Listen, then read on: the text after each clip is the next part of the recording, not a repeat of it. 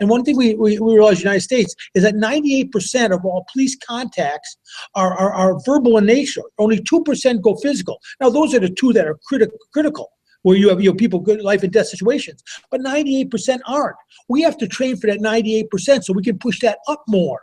Rather than 98, I want 99, I want 99.5.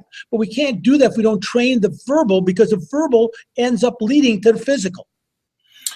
Yeah, fantastic. And it's so important these days, isn't it? Because I think some of the issues that are coming out is that the amount of public scrutiny on public organizations, whether it's mental health provision in our National Health Service, or it's the how police deal with mentally ill persons or the emotionally disturbed persons that they deal with in the community. Or, just today I saw a video across my path on Facebook where a teacher was having to deal with being physically assaulted by one of their pupils in the US. And of course we have that in the news here recently.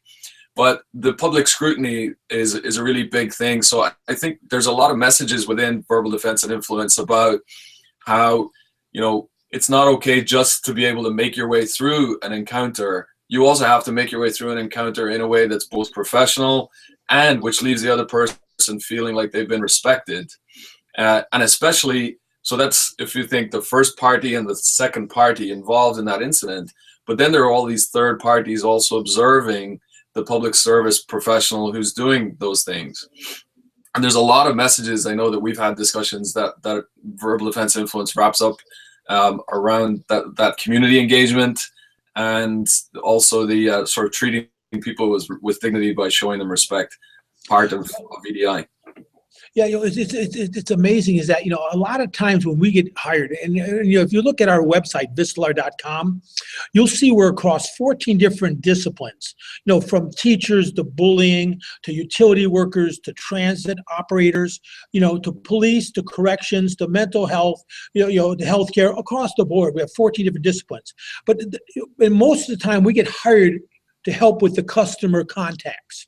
But the truth of the matter is that some of the most important inroads we make in terms of improving everyone's life is not only with the customer, but organizationally, how to make the organization better, so that within the organization, you're treated with dignity and shown respect. And what happens when you go home, in terms of how to deal with your family life to make that better. And so it's across the entire spectrum here of not only of different escalations, if you will, but it's across the entire spectrum of your life, from the customer to your organization to your personal lives. This can help and make it better. Absolutely. And, we have all kinds of different professionals who are dealing with situations in their work. So that ranges from care assistants to nursing to the hospitals, and I know that you've worked with, for example, bus companies and so on, where really the issues start to become very focused on the same themes over and over again, don't they? Yeah, and again, we talk about safety, and some people are focused too closely on safety. We talk about the physical safety. So we like the physical safety. Yes, you got to be physically safe first. Otherwise, what else matters? But the point of it is that we have to be organizationally safe. You get all kinds of trouble on work. You have all kinds of customer service complaints. That's going to impact your organizational well-being. What about your legal? Because no matter where you work, you have the criminal kind of aspects that can be in, but also the civil. I remember back in 1986, I've been around for a long time, okay? I did my first street survival seminar in Canada.